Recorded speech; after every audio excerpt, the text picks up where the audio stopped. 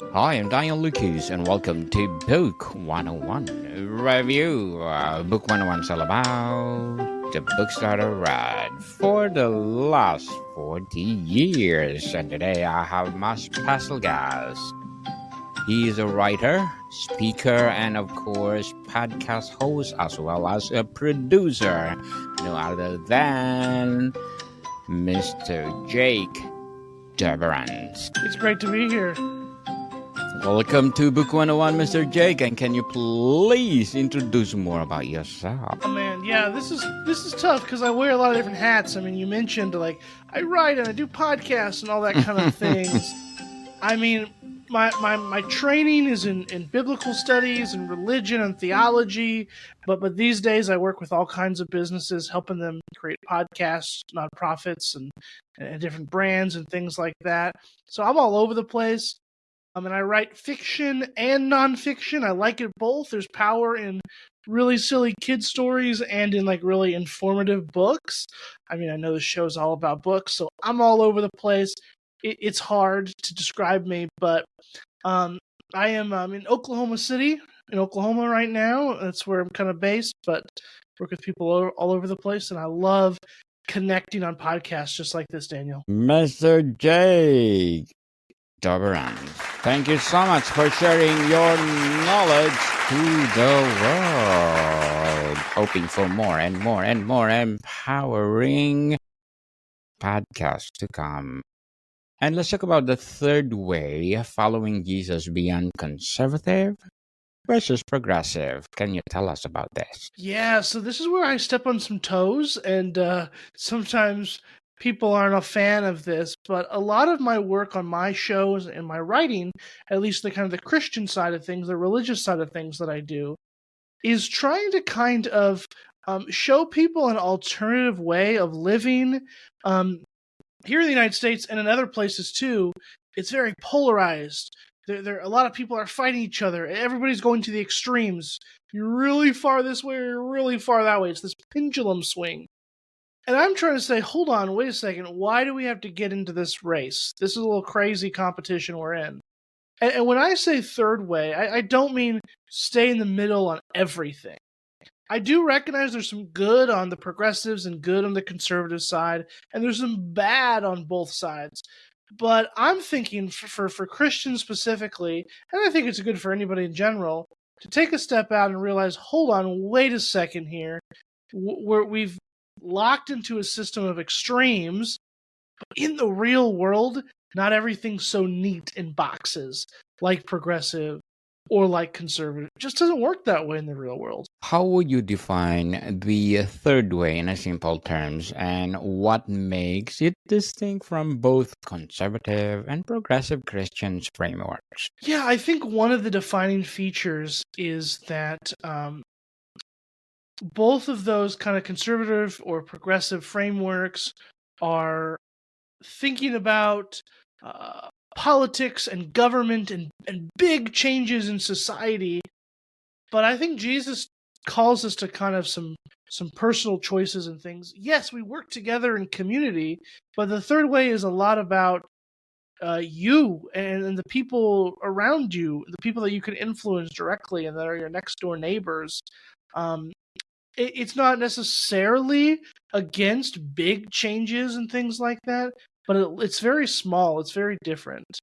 And one of the things it's going to reject that's going to be very different than conservative and progressives is that it rejects the use of coercive power to force people to do things, to use any kind of violence to force people. It rejects that. It rejects violence. And the thing is, like, a lot of what happens in politics, and a lot of Christians fall into this trap too, is they end up saying, well, okay, violence is okay in this case or that case, but in the way of Jesus, it's very different. We should not dominate other people. So that's a little taste of the third way. It's complicated. Again, it's not in the middle. It's not right between conservative and progressive. It's stepping outside and looking in and saying, I like this, I like that, don't like this, I don't like that. But it rejects power and focuses on how can we individually make an impact.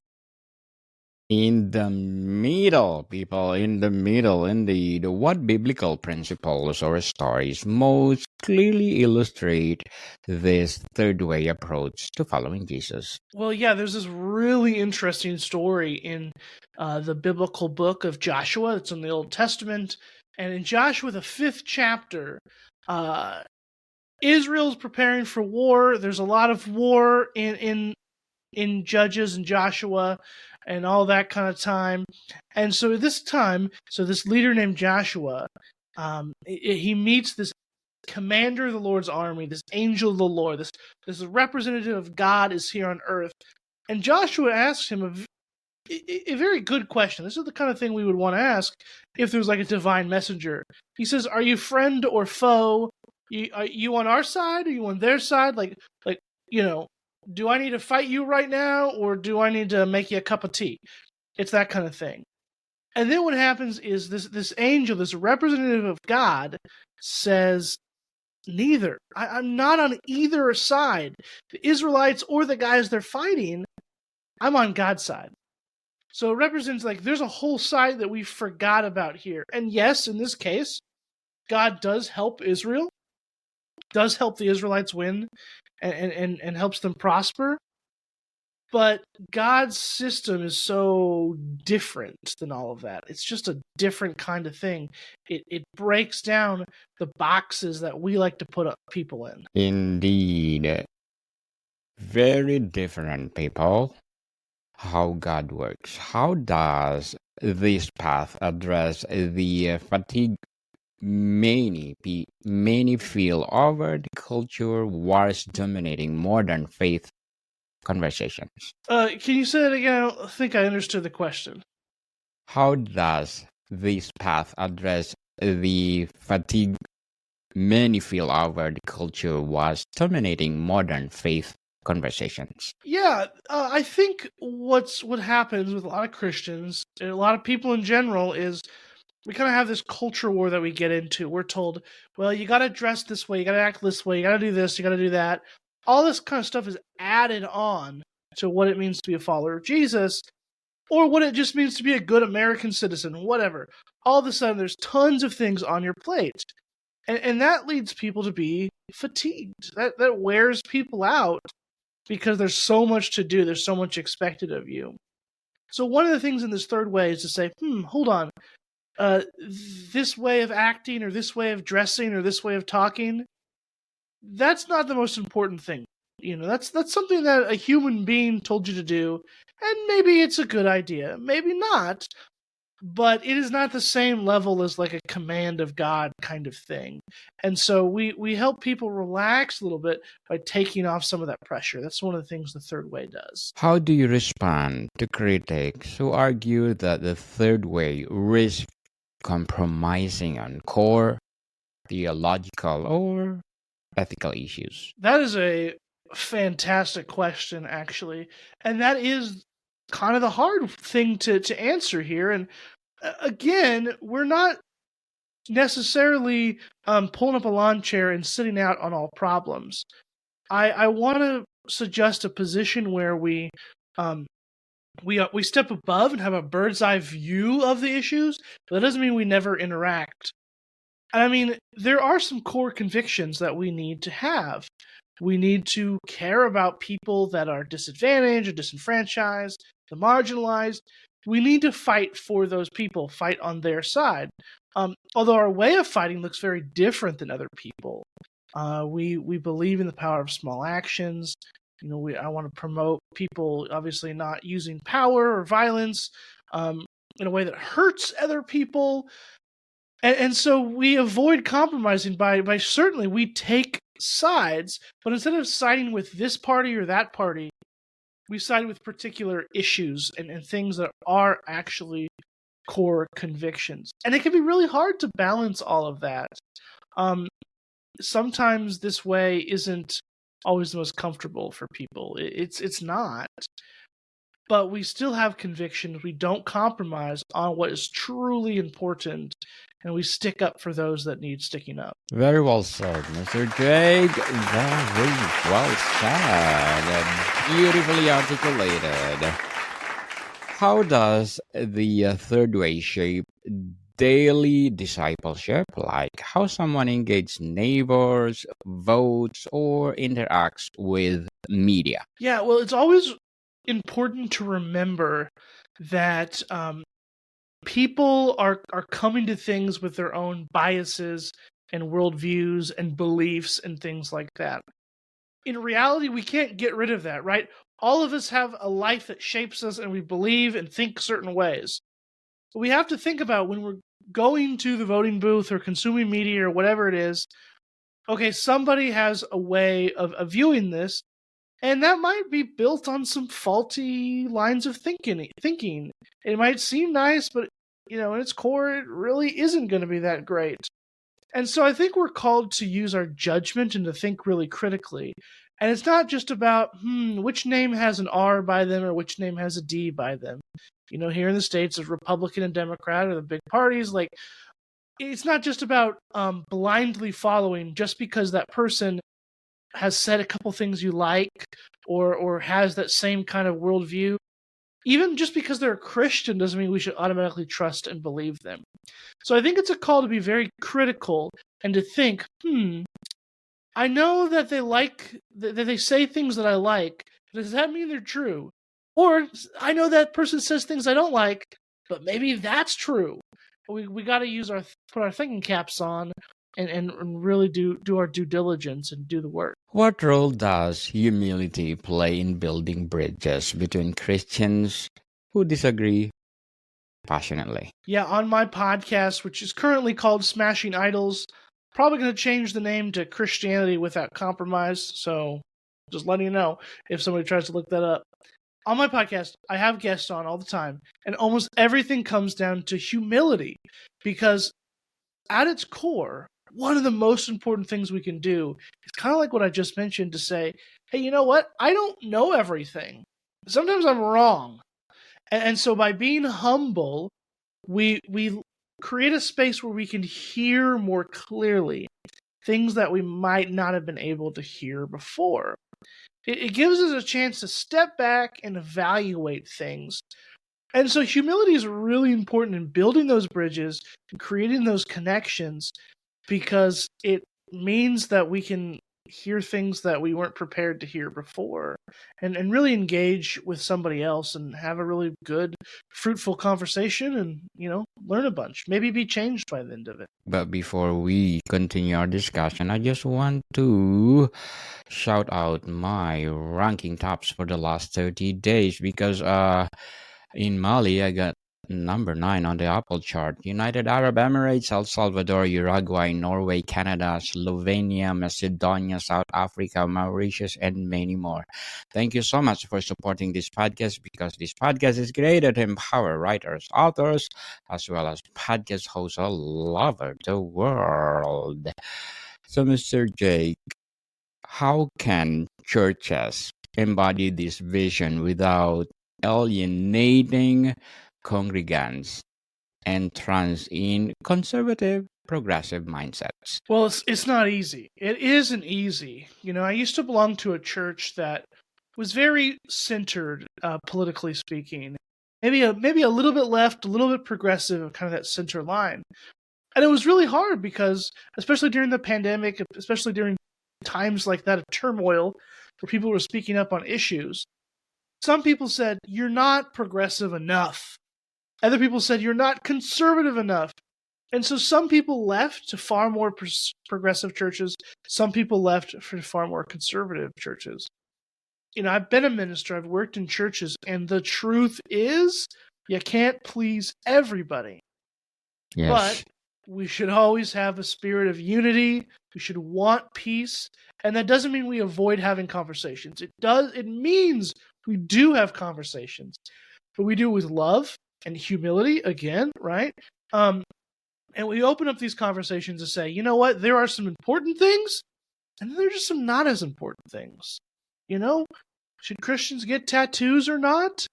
That's not the most important thing in the world. You can have an opinion on that, and you're welcome to decide for yourself if you want yes or no. But something like that is just not the most important opinion. And I know with politics, it seems like everything's the most important thing in the world because if so-and-so does so-and-so, the whole nation will collapse tomorrow. In reality, most things are not that important. Yeah, there are some important things. But when it comes to the church, we just have a different set of important lists.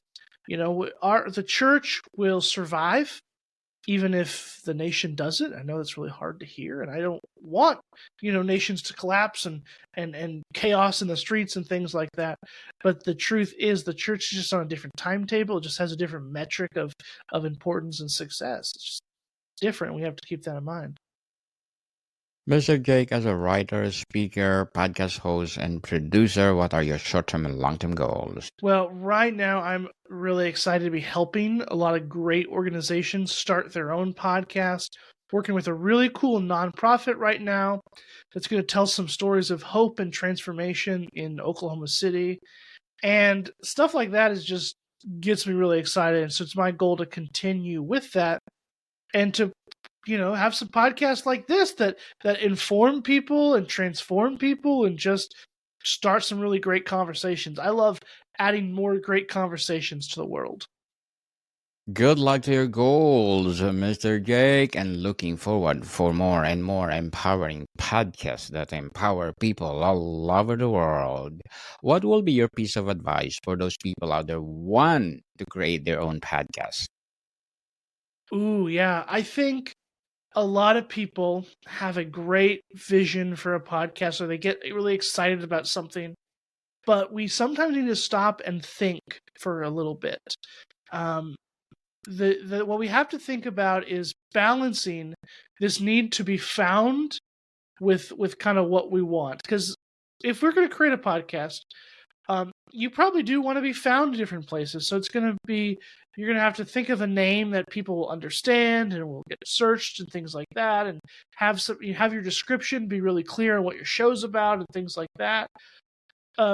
But a lot of people resist that because they like their own cutesy thing, or they have a name that's like an inside joke or whatever.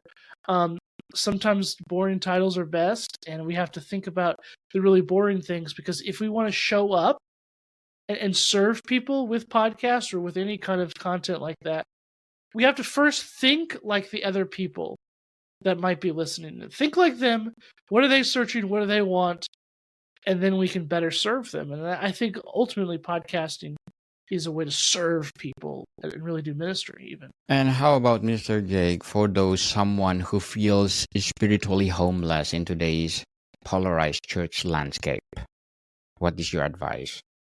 Oh man, yeah, there's always hope. That's my main advice.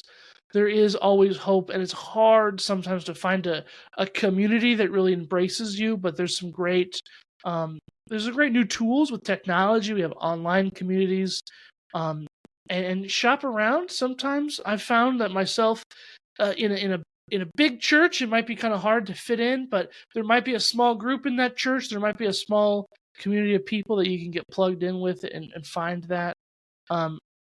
One thing is, I don't want us to all be wandering alone. It's okay to be spiritually homeless for a while, but there are some ways to find a good home. Even if it's not perfect, we need that community in some way. Even people that don't agree with us all the time, that can challenge us to grow and to think and to love. Mr. Jake, what's the most common misunderstanding people have about the third way, and how do you clarify it? Yeah, I think a little bit similar to what I said earlier. The problem is a lot of people think that to be third way is to have no opinions on anything. Should we be for abortion or against abortion? I don't know. I don't care. I'm going to sit over here. Should we, should this person do that or that? Whatever. It's a lot of people think you just have no opinions. You're just sitting twiddling your thumbs or something, just sitting on the side of the street doing nothing. And that's not true, or at least it shouldn't be true. There might be people like that. But it's not saying I have no opinions. Once again, you do take sides on really important things, but the difference is just because one group says something, we don't automatically take their side just because we like this group or don't like that group or whatever. We have to examine the individual issues and the stances, because then what it looks like is sometimes we might have some opinions from this group, opinions of that group. In reality, not one group is necessarily completely right and they have all the answers. And so we need to think critically about those political parties and those groups that try to tell us what to do. So the misunderstanding, the misconception is we don't take any sides, and you're just letting injustice rage in the streets, and everybody's having a terrible time, and you don't care. You don't even care. You're not going to step in. But no, we do step in.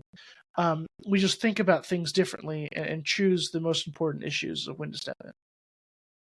How do you guard against the temptation to spiritualize hard truth or avoid taking a stand on controversial issues? Yeah, this needs a lot of wisdom. You need a lot of wisdom in this area because, the truth is, there's not necessarily a right or wrong answer for every controversial issue to take a stand on. But I think there are some people that are better suited to speak on certain issues and not on others. There's a lot of things I believe, but you know what? I'm not as educated on this topic, so I'm probably not going to take a super hard stance and yell about it in the streets. But this other topic, I've researched a lot. I have opinions on it. I have friends and families that it affects. So yeah, I'm probably going to speak up more. So sometimes I use that. It comes down to wisdom and, prayer to God, even to kind of help us reorient and figure out, okay, this is probably something I need to speak up on, and this is something I don't need to speak up on. And also, I don't. This is my opinion here. Sometimes there are things that everybody else is talking about. And it's do I need my voice to add to this? People might think, oh, Jake doesn't care about that. But no, 100 people said it better than I could, so I'm going to let them speak about it.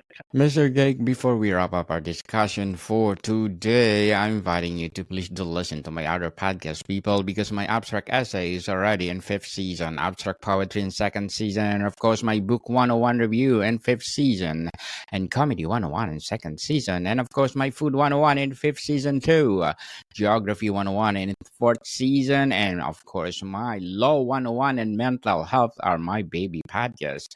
Love letters are in 3rd season, and movie 101 review and music 101 in each 4th season, science 101 and sex 101 in each 1st season. Please listen to them wherever you listen your podcast. So, Mr. Jake, what are the books that influence your journey? Oh man, yeah. I think a lot of fiction has shaped me. I like to read those books as a kid, where I don't know, the kid was pretty smart. They're inventing robots and they're 12 years old or so silly stuff like that. But I think it gave me a lot of confidence as a kid. And I did have to eventually figure out that I didn't actually know everything, but it was a good reminder to use the power of our mind. One book that comes to mind, though, might be a little harder to read for some people, but I really like the book A Community of Character by Stanley Hauerwas. A Community of Character. He's a Christian ethicist, and I don't think he would agree with everything I say about the third way. To be clear, I don't think he would agree. But he outlines what's the most important thing that we could do as Christians. How do we think about these things?